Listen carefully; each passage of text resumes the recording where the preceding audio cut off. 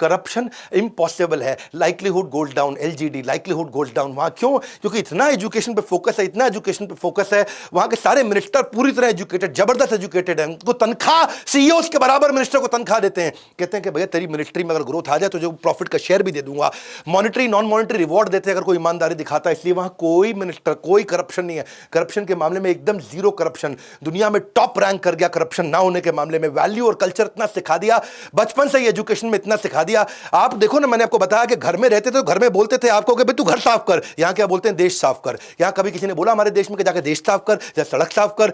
सब बोलते थे कि भैया घर साफ कर, किचन साफ कर, बेड साफ कर। वहां पे इतनी वैल्यू डाल दी है, करप्शन चली गई है। मिनिमम एजुकेशन क्राइटेरिया है वहां पॉलिटिक्स में आने के लिए। इतना कॉम्पनसेशन है कि likelihood goals down, LGD likelihood goals down. कैसे करप्शन करेगा? और अगर तू बहुत पैसा कमा भी लिया, सिंगल प्रॉपर्टी रूल है, तू बहुत प्रॉपर्टी खरीद नहीं सकता। तेरे पे बहुत पैसा है, हाँ बहुत पैसा है, तो फिर भी तू एक ही मकान खरीदेगा, तू मल्टीपल मकान नहीं खरीद सकता। और अगर फिर भी तुझे बहुत खुजली हो रही है और फिर भी तू करप्शन कराया, तो वहां की जुडिशरी इतनी स्ट्रिक्ट है कि तुरंत कुछ ही दिनों के अंदर एकदम रिजल्ट आ जाता है। इतनी बड़ी पेनल्टी लगती है, गेम ओवर हो जाता है। इसलिए आज वहां खुशी खुशी बिजनेसमैन फ्लरिश कर रहा है। जिसका मन करता है जाकर के सुबह पहुंच सिंगापुर, शाम तेरी कंपनी चालू। नहीं समझा क्या? सुबह पहुंच जा, शाम को कंपनी चालू, सिंगल विंडो सिस्टम, फटाफट काम करेगा। हाईएस्ट नंबर ऑफ मिलियनियर्स हैं पूरी दुनिया के अंदर, इसलिए करप्शन नहीं है वहां पे। लीस्ट करप्ट कंट्री बन चुकी है। मेरिटोक्रेसी है ना, रूल क्या है? मेरिटोक्रेसी। जो मेरिट पे है वही आगे जाएगा। कोई जाति वाति का चक्कर नहीं है, कोई रिजर्वेशन का चक्कर नहीं है। किसी को हायर करना, नौकरी पर रखना, कोई नई पॉलिसी बनानी है, कोई किसी को तनख्वाह देनी है, किसी को तनख्वाह बढ़ानी है, किसी को एडमिशन देना है, किसी का एग्जामिनेशन है। नो करप्शन, सब कुछ मेरिट पे है। तेरे में दम है तो तू आगे जाएगा। तो किसी जात का, किसी धर्म का, किसी लिंग का, किसी देश का क्यों ना हो। रिजर्वेशन का मतलब है एंटी प्रोग्रेसिव। जो आदमी में दम है उसको आगे नहीं जाने देते। इंडियन सिस्टम क्या पूरी तरह ऑपोजिट है मेरिटोक्रेसी की। मेरिट पे नहीं चलाते यहाँ पे। यहाँ कास्ट, रिजर्वेशन और नेपोटिज्म पे चलता है सब कुछ। बिल्कुल उसके चक्कर में क्या डॉक्टर गलत आता है तो वो एनेस्थीसिया गलत दे देता है। एनेस्थीसिया गलत देता है तो बेचारा कम एनेस्थीसिया दिया तो पेशेंट एक बेचारा ऑपरेशन के बीच में खड़ा हो गया। हाँ जी क्या हो रहा है जरा बताओ, जरा ऑपरेशन चल रहा है मेरा, है जी। उसको एनेस्थीसिया कम दिया, एक को एनेस्थीसिया ज्यादा दे दिया, उसका ब्रेन डैमेज हो गया। कितने बारी ऐसा होता है कि सर्जिकल इक्विपमेंट अंदर ही छोड़ के आ जाता है। सिजेरियन करते वक्त कभी कॉटन अंदर छोड़ देता है डॉक्टर। बाएं पांव का करना था ऑपरेशन, दाएं पांव का कर दिया। एक बेचारी बूढ़ी महिला 60 साल की, उसको पानी पिलाना था, एसिड पिला दिया। अब ऐसे डॉक्टर का आप क्या करोगे? हैं जी, अंदर सुई छोड़ करके आ गया। कॉम्पिटेंट टीचर नहीं बन पाते हैं जब ऐसा रहता है। मेरिटोक्रेसी उनके देश की वैल्यू है। पूछा था किसी ने ली कौन यूज है, तुझको इंडिया दे दें तू क्या करेगा? तूने सिंगापुर तो खड़ा कर दिया। बोला मेरिटोक्रेसी, इंटेग्रिटी यानी कि ईमानदारी, और उसको आगे बढ़ाऊंगा जिसमें दम है। हैं जी, वो क्या इंडियन टीचर क्या करे? स्पेलिंग बता रहा है, DANGEROUS, डंगर्स। डेंजरस को बता रही है डंगर्स, हैं जी। नेचर को बता रही नुटूरे, फुटूरे।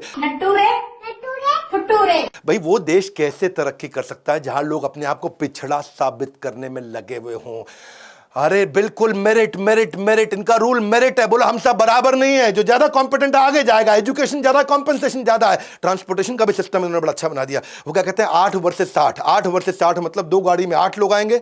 2 गाड़ी का बराबर जमीन में जगह एक बस घेरती है, उसमें 60 लोग आएंगे। 2 गाड़ी में कितने बैठेंगे? एक गाड़ी में 4, एक गाड़ी में 4। 2 गाड़ी आगे पीछे खड़े करोगे तो बस के बराबर साइज हो गया। तो बोला बस में जाना तू बहुत पैसा है तेरे पे, हाँ तो तेरी गाड़ी महंगी कर देते हैं। अभी इतनी महंगी कर दी, इतना टैक्स लगा दिया गाड़ी में, दुनिया में सबसे महंगी गाड़ियां वहां कर दी। बोला जरा गाड़ी मत खरीद, तू तेरे खरीदने नहीं देंगे गाड़ी। और तू खरीद भी लिया तो फिर भी तेरे पे इतना फाइन लगाते रहेंगे, तेरा मन ही ना करे गाड़ी चलाने का। 8 वर्सेस 60। बोला बस में जाओ, पब्लिक बस को बढ़िया बना के देंगे, तुमको ऐसी बना के देंगे, टाइम से आएगी बस, टाइम से जाएगी, मजा आएगा एयर कंडीशन बस के अंदर। क्योंकि 8 वर्सेस 60, 2 गाड़ी में 8, एक बस में 60, जगह बराबर घेरते हैं। इन्होंने सिस्टम बनाया कॉम्पनसेशन का। ऐसे बढ़िया तनख्वाह दो। एजुकेशन के मामले में वर्ल्ड में नंबर 3, एशिया में नंबर 1, और एजुकेशन के आउटकम के मामले में वर्ल्ड में नंबर 5। तो भैया यहां पे सिंगापुर में मैंडेटरी कर दिया एजुकेशन पूरी, और साथ में एजुकेशन खुद भी उसको स्पॉन्सर करती है सरकार भी। और उसके बाद देश छोटा है तो कहते हैं भाई मिलिट्री में भी जाना पड़ेगा, हर आदमी को 2 साल के लिए मिलिट्री में जाना पड़ेगा।